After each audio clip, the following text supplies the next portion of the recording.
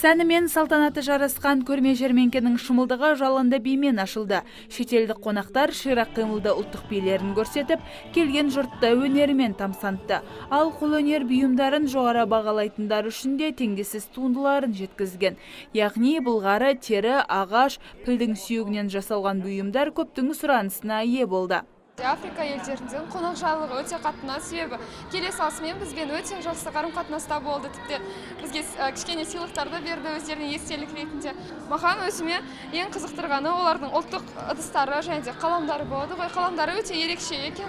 Ыдыстары ұнады, және де қолға тағатын бұйымдары өте керемет екен, әдемі көрінеді екен, әшекейлері де қарапайым. Мен бұл көрме арқылы мысалы Африкан елдерінің кішкене ғана мәдениетімен таныстым да, ал болашақта менің Африкаға барып мәдениеттермен толық танысып ол жақты көру менің арманым.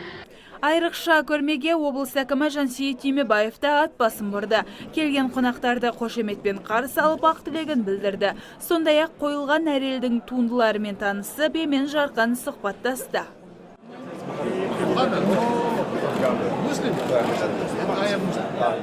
Шырайлы өлкеге асқан ыждахаттылықпен келгендердің бірі Эрик Кемани.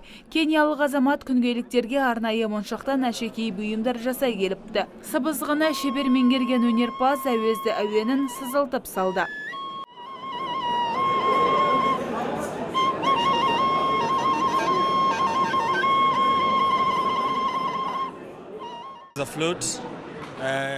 Мен сыбызғыда бала күнімнен бастап ойнаймын. Мұны бамбуктен жасадым. Дайындауға 15 минутты ғана талап етеді. Сондықтан Шымкентке бірнеше түрін әкелдім.